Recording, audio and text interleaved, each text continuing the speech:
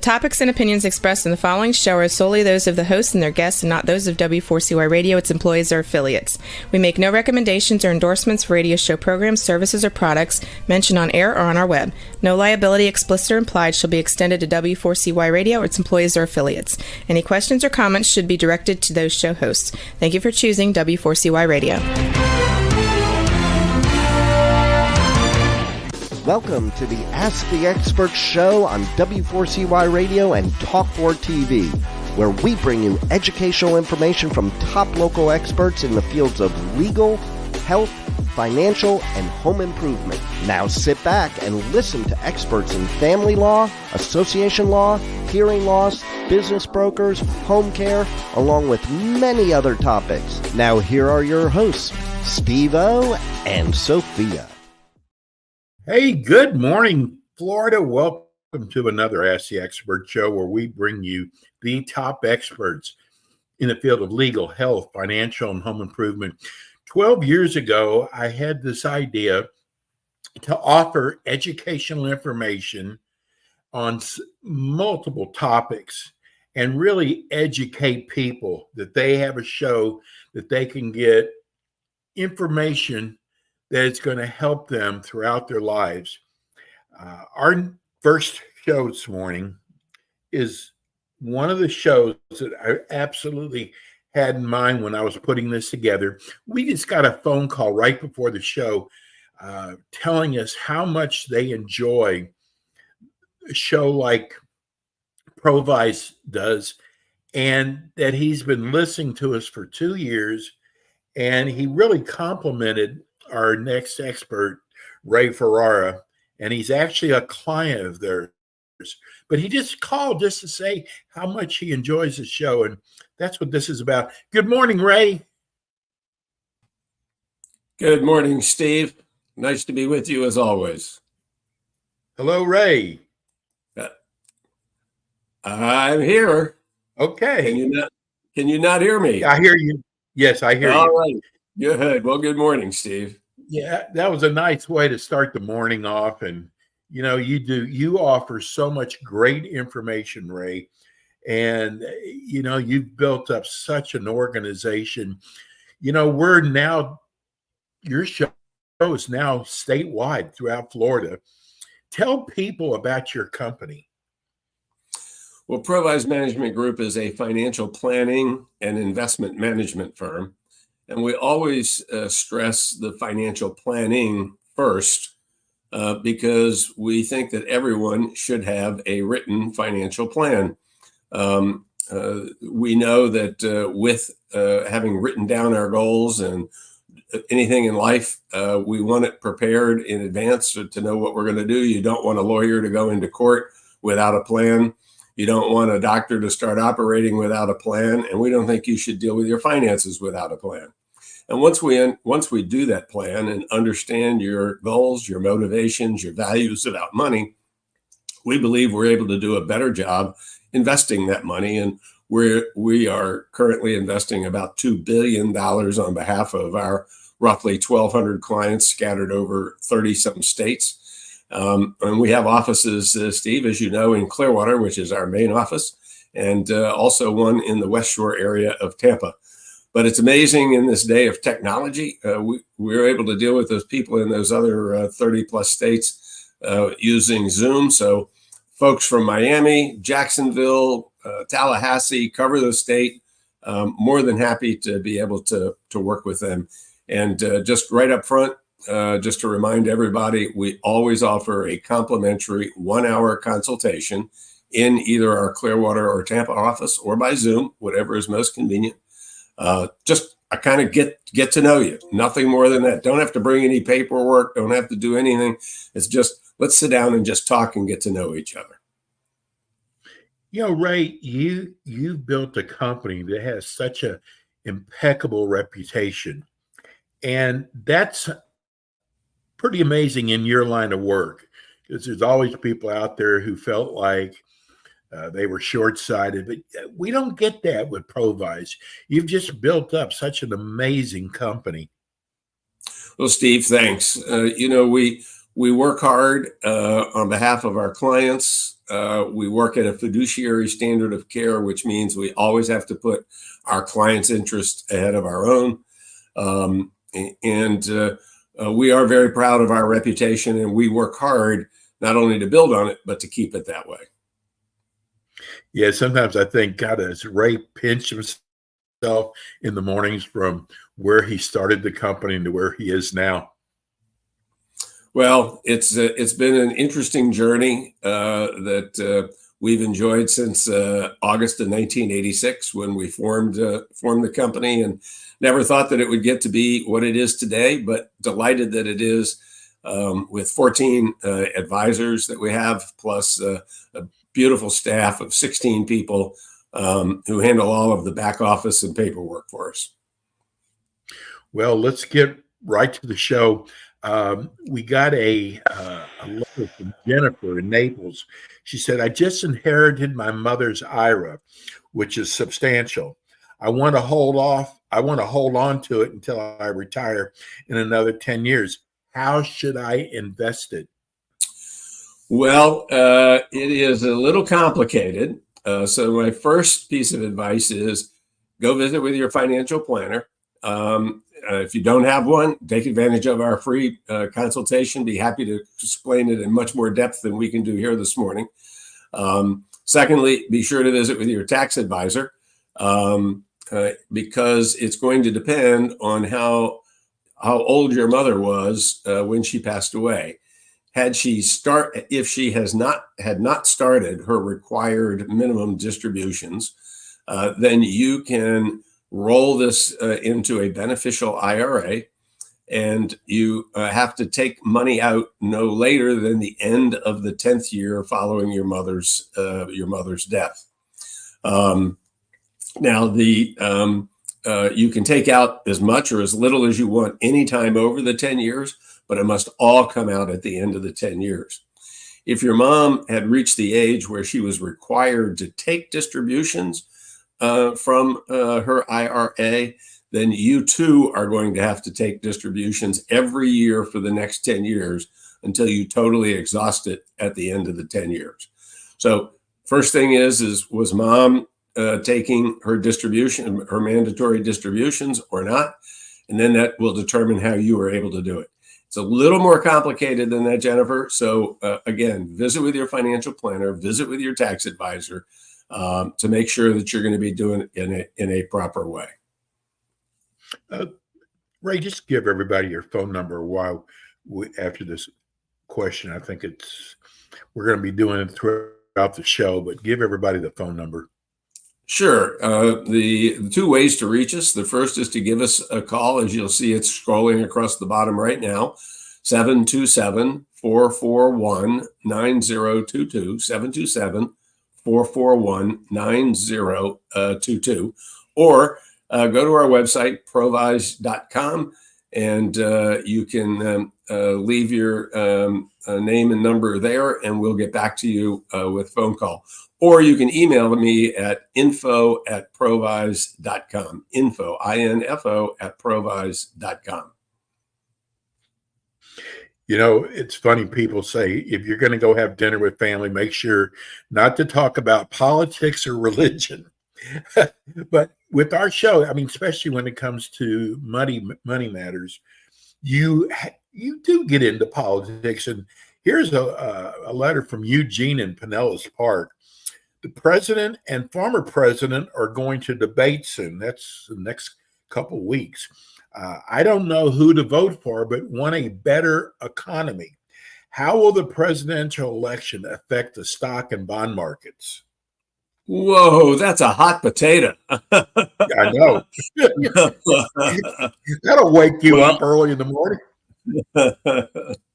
So, Eugene, study after study after study shows that at the end of the day, there is very little difference between there being a Democrat in the White House versus a Republican being in the White House.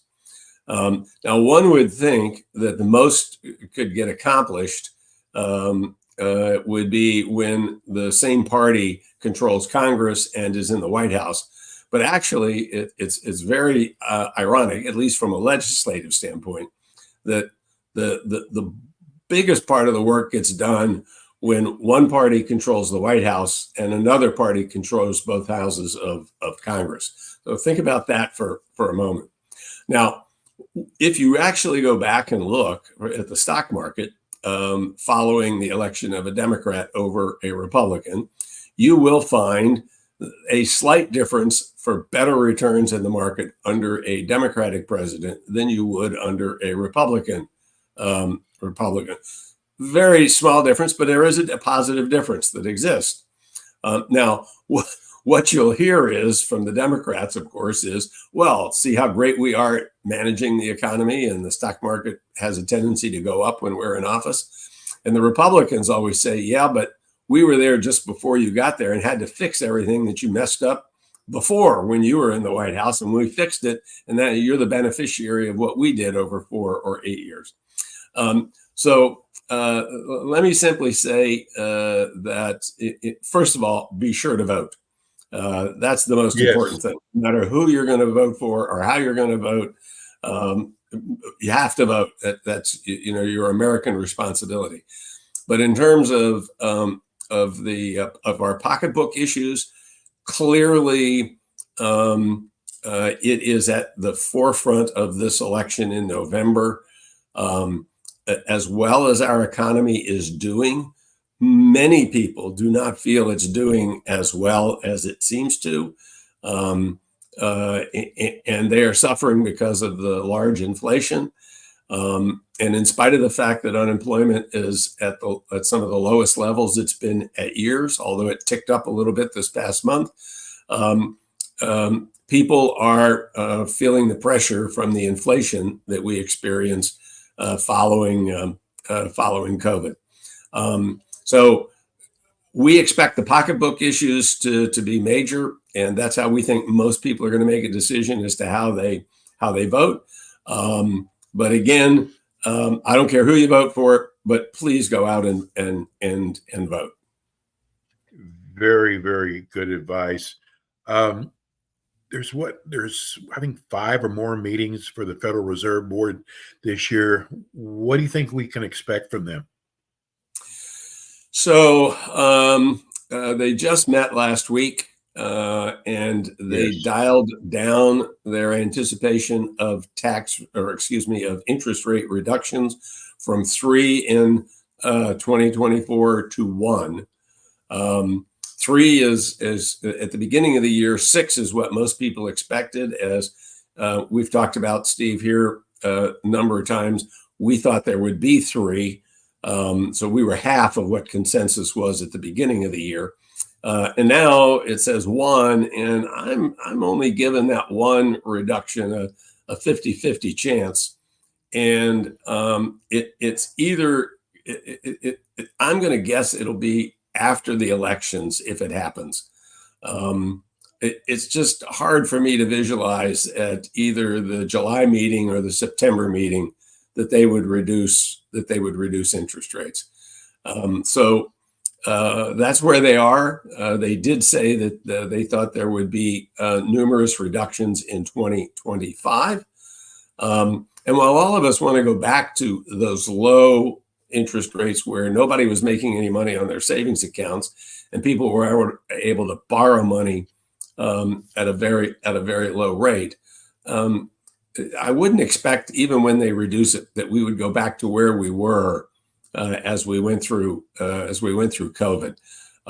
Maybe we could see short-term interest rates in the 2.5% range, maybe 2%, down from the 5.25% that we're at right now.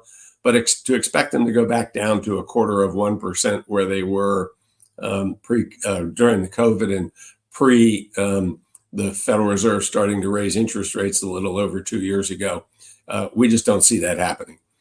So at best, 1 cut this year, maybe a series of them next year, but don't expect it to go back to 0 where it was. Here's a text that just came in from a listener. Love the show. I have many stocks that are losing money. Do you think it's wise to hold on to them to see if President Trump is the next president? I think things could change for the better. What is your advice? So I'm not going to give you any advice relative to Trump being better or worse. But here's my advice, regardless of who's president and at any given time. It's very easy for us to find the enthusiasm to buy a stock. We're motivated because we think the company is going to do well. And sometimes it does, but sometimes, as you just described, it doesn't. And so Yes. Here are the words I want you to remember. The time to sell is when it's no longer time to buy. Now, here's what I mean by that, Steve. If you buy a share of stock at $10 a share, and let's suppose you're right and it goes up to, let's say, $16 a share, a lot of people will say, well, I don't want to sell it because then I have to pay capital gains taxes on that $6 that I earned. Or they might say, I'm going to hold it until it gets to 17 and a half. Don't ask me why 17 and a half, but people come up with some really weird numbers at a time. Excuse me. However, the real question to ask yourself when it got to 16 is, would I buy more at 16? And if the answer to that is yes, hold on or buy more.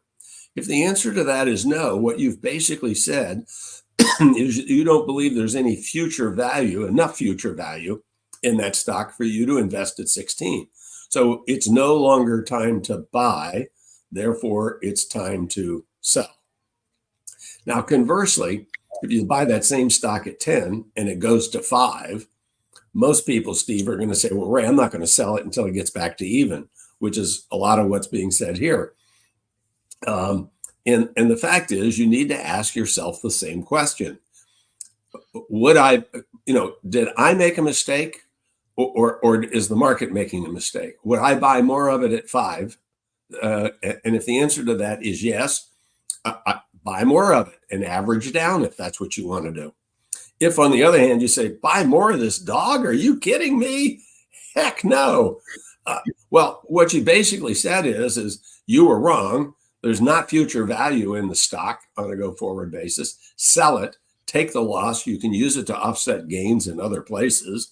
And then on top of that, you can reinvest the money back into another stock where you have conviction and hopefully double your money so that you get back to even again, but in a different stock. So just simply say, whenever you're thinking about a stock, would I buy more at this price? If the answer is heck no, it's a dog, or heck no, it's too expensive, it's time to sell and find a different investment for the future, because you've said there's no value in the stock in the first place. That's good advice. Ray, there's a stock, and I don't know if I'm pronouncing it. Is it NVIDIA? NVIDIA? Yeah, NVIDIA. I heard it's a good company, and it's still a good investment at this point, given the run the stock has had over the past year. What are your thoughts? So, Steve, I want to be very careful talking about a single stock, because I don't want to give any advice about buying or selling about a specific stock. But yes, NVIDIA has had a unbelievable run over the last couple of years. And there are those that believe that it still has a long way to run. What I do know is that it has a very high price to earnings ratio that I won't say it's atmospheric, but it's high. And I'm always careful in buying any stock with a very high PE ratio, price to earnings ratio. Now, typically the market, the broad market, is going to sell in the S&P 500 at about 16 to 17 times earnings, meaning it would take 16 or 17 years for you to earn your money back that you have invested. Now, in the situation with NVIDIA, and I believe the price to earnings ratio now is in the upper 30s. It's some 30 years it would take to get those earnings back. Well, the only way that it would make sense to buy into a company like that and many other growth companies is if you believe it's going to grow even faster than it's been growing in the past. And there are people on both sides of the aisle with NVIDIA that say, "Oh yes, it's just getting started. It's got these wonderful chips, and they're coming out with a new version." And then there's the other side that said, "Well, maybe all of that's true, but other people are going to catch up and will price at a slightly lower price to grab market share, and that will slow down NVIDIA's growth." The smart thing to do is if you're interested in chips is there's a ETF out there that you can buy that incorporates many of all of the major chip makers. So you're going to buy a little bit of each of them, but at a minimum, you want to buy 3, maybe 4 of the companies if you prefer to own individual ones. Don't ever bet everything on one stock within a particular industry. Yeah, you can get lucky like the shareholders have the last couple of years in NVIDIA, but it's not a good plan to greater wealth. You know, Ray, I keep hearing that Texas wants to start their own stock exchange. Anything you can tell us about that? Well, there are those who believe that there needs to be some competition with the exchanges that exist today, including the New York Stock Exchange. But Texas has certainly indicated that they want to start their own. And I lived in Texas for 2 years, so when they tell me everything's bigger in Texas, believe it.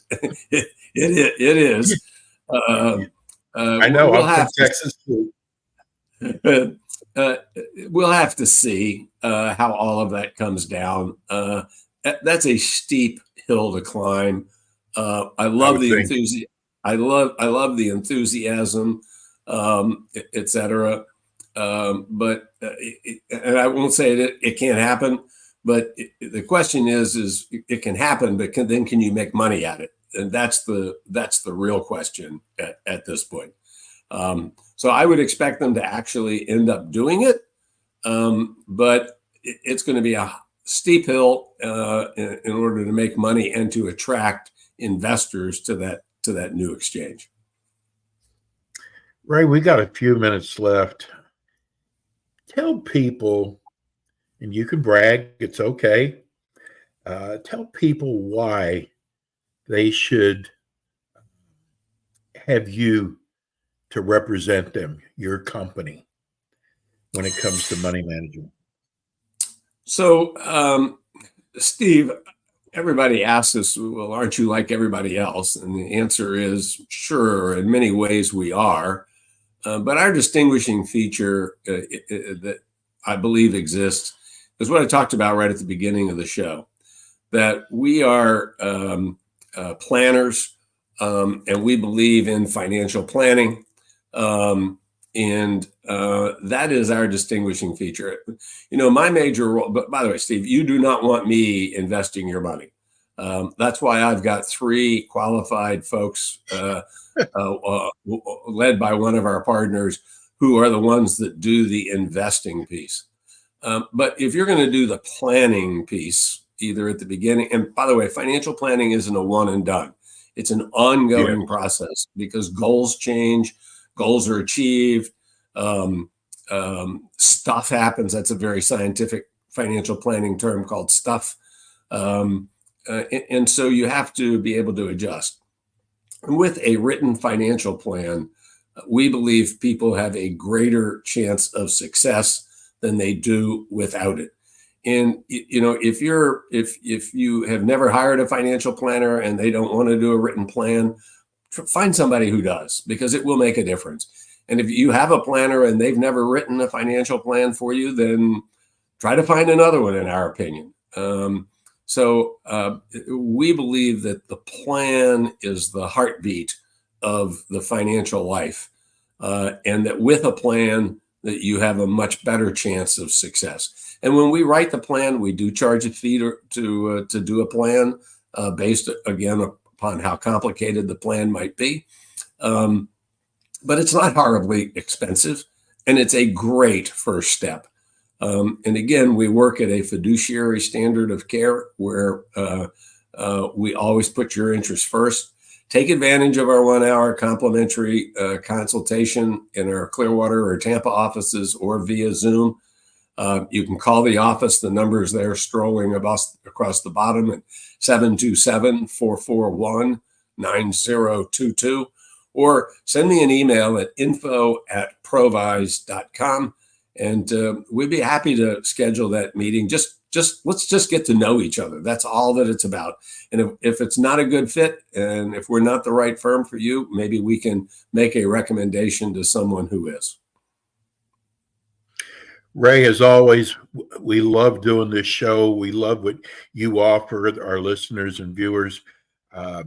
You'll be back with us again in a couple of weeks. Ray, thank you so much. We'll see you soon. Steve, take care and have a wonderful week. You too. That's Ray Ferrara, Provise Money Management. They've been with us for 4 years now, and just an incredible company when it comes to wealth management. Provise. We're going to go to break. When we come back, we have more Ask the Experts. And we are back with the Ask the Expert show on W4CY Radio and Talk4 TV with your hosts, Steve-O, Sophia, and their expert guests.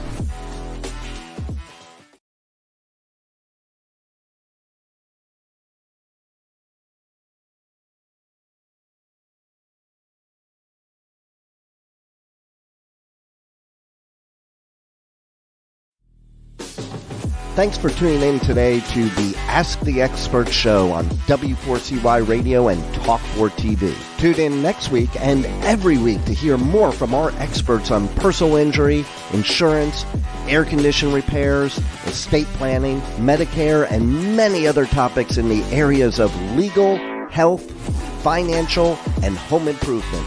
See you next week.